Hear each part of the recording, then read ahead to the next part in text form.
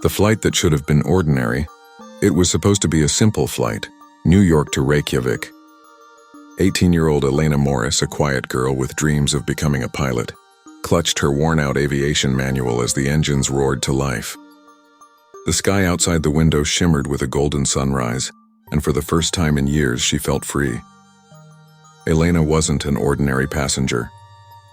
Just 6 months earlier, she had earned her private pilot's license, a rare achievement for someone her age. But this flight wasn't about flying. It was about escape. Her mother had passed away and she was traveling to Iceland to live with her aunt, to start over. As the seatbelt sign went off, Elena gazed out the window, lost in thought. The captain's voice echoed through the speakers, calm and routine. "Ladies and gentlemen, this is your captain speaking. We're cruising at 35,000 feet." But something in his tone felt off. Moments later, the intercom crackled again. The co-pilot's voice trembled slightly, though he tried to sound professional. "If there are any licensed pilots on board, please make yourself known to the crew immediately." Passengers exchanged confused looks. Elena's heart skipped. Something was wrong. She stood up, clutching her small bag. A flight attendant noticed her and rushed over. "Ma'am, please remain seated." "I'm a pilot," Elena said softly. "What's happening?" The attendant's face went pale.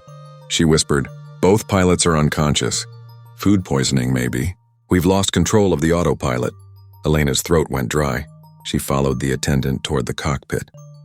The door opened, and there they were. Both men slumped over the controls. Warning lights flickered across the panels. Elena's hands trembled as she slipped into the captain's seat. The headset was still warm. "Okay, Elena," she muttered. "You've trained for this, sort of." Outside, the vast Atlantic stretched endlessly below. Her mind raced.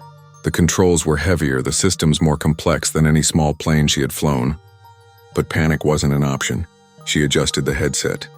"This is passenger Elena Morris aboard Flight 828 requesting immediate assistance. The pilots are incapacitated, static." Then a voice answered, calm, deep, military. "This is NORAD Command. Copy that, Flight 828, stay calm. Help is on the way." She exhaled shakily, but she had no idea that within minutes, 2 F-22 Raptors would be sent to intercept her, and what would happen next would stun even the military. Part 2. The F-22s in the sky. The radar screens at NORAD flickered with red alerts. Flight 828's transponder was behaving erratically. Altitude fluctuations, uneven heading, erratic turns. The system flagged it as a possible hijack. Colonel Reeves barked orders. "Scramble the Raptors. Get visual confirmation." Within minutes, 2 F-22s soared through the clouds, slicing the sky at supersonic speed. Their mission: identify, assess, and if necessary, neutralize. Inside Flight 828, Elena struggled to maintain altitude. "This plane is heavier than anything I've flown," she whispered, sweat trickling down her neck. The autopilot was still disengaged. Her hands gripped the yoke, trying to level out. Then, a glint of silver outside the window. 1, then 2. The F-22s appeared beside her, sleek and intimidating. She could see the pilots inside, helmets reflecting sunlight. Her heart pounded. A deep voice crackled through her headset. "Unidentified individual, identify yourself immediately. This is U.S. Air Force Captain Grant." Elena swallowed hard. "This is Elena Morris. I'm just a passenger. The pilots are unconscious. I'm trying to keep us stable." Silence. Then the pilot responded, his tone completely changed. "Wait. Did you say Elena Morris?" She blinked. "Yes, why?" But the radio suddenly cut out. Static filled her ears. The F-22s stayed close, forming a protective wing. Something strange had shifted. Those call signs, that name, it meant something to them. Inside NORAD, the command center was in chaos. Someone had recognized the name. "Elena Morris?" Reeves muttered, scanning a file. "That can't be. Her father's classified. Top secret. Who was Elena really? And why did the Air Force freeze the moment they heard her name?" The secret behind her name, the cockpit felt like a furnace. Warning lights flickered red across the panel. Elena's trembling fingers moved over unfamiliar switches, trying to steady the aircraft. Outside, the 2 F-22 Raptors glided beside her like silent guardians. Then over the radio, static again, and a low, commanding voice. "Flight 828, maintain current altitude. Do not deviate." We're taking control, she bit her lip. I'm trying, but fuel pressure is dropping. I need guidance. No response. Just more static. The fighter jets maintained position, but something about their silence felt wrong. Why wouldn't they talk to her? In the NORAD control room, a colonel was pacing rapidly. A young technician looked up from his console. Sir, I checked the database. Elena Morris is...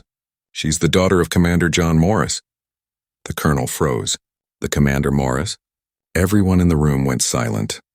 Commander Morris had vanished on a top-secret mission 7 years ago. A mission that never made it into the news. His aircraft had disappeared over the North Atlantic during a classified operation known only as Project Seraph. And now, his daughter's voice was broadcasting from the same coordinates. Back on Flight 828, Elena wiped away tears as turbulence jolted the cabin. Passengers screamed. Oxygen masks swung wildly, luggage tumbled from overhead bins. But she held on. Come on, Elena, she muttered to herself. Dad taught you better than this. She remembered his voice from years ago. Calm, patient. If you ever find yourself in the sky without me, trust the instruments, not your fear. Her hands steadied. She trimmed the pitch, aligned the horizon, and watched the numbers settle. The plane leveled. The radio buzzed again. Elena Morris, came the same Air Force pilot's voice, softer now, hesitant. Confirm. Are you the daughter of Commander John Morris? She hesitated. Yes, why? The silence that followed was chilling.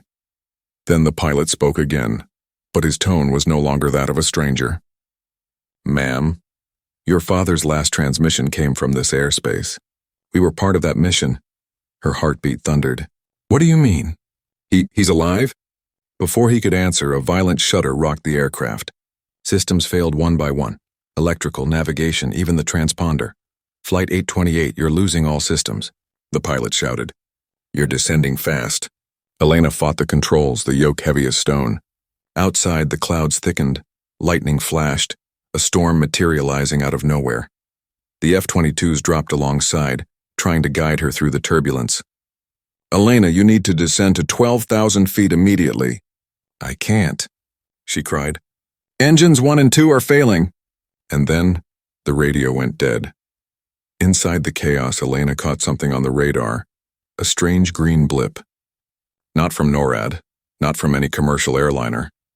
A distress beacon, military encoded, blinking just below their altitude. Her father's call sign. The voice in the storm. The Atlantic storm swallowed Flight 828 whole. Rain lashed against the windshield. Lightning illuminated Elena's face, calm now, eerily calm. Dad. If you're out there, guide me, she whispered. She angled the plane downward, chasing that blinking signal. The passengers could feel the drop. Oxygen masks swung like pendulums. Gasps filled the cabin. But she ignored everything except the radar. Outside, one of the F-22s flew dangerously close, signaling with its wings. Pull up. She shook her head. Not yet. The Air Force pilot shouted over the comms. Elena, you're heading straight into a restricted zone. Turn back now. But she kept going.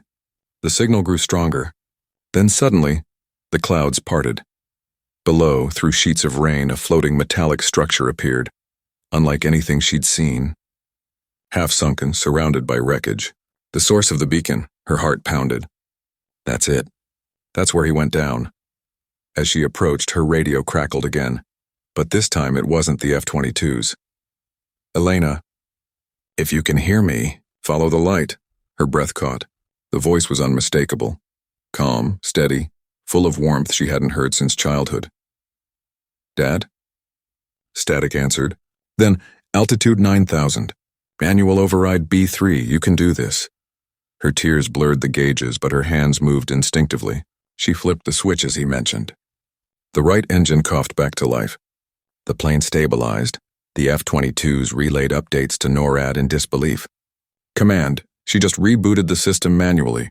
It's impossible. She's flying like a professional. Within minutes, she guided the aircraft safely through the storm and toward a clearing of calm skies. The beacon faded. The mysterious structure vanished from radar, as if it had never been there. Elena leaned back, exhausted. The F-22s escorted her all the way to Reykjavik. When the plane landed, passengers erupted into applause. Fire crews rushed forward.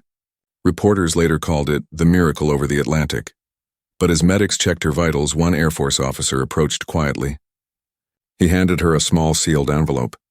The handwriting was familiar, precise, military.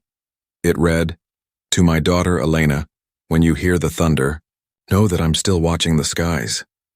She looked up at the clouds, a faint smile through her tears. Somewhere above, the F-22s disappeared into the sunlight, and from that day forward, the world knew the name Elena Morris, the 18-year-old who saved hundreds of lives and uncovered the greatest secret ever hidden in the skies.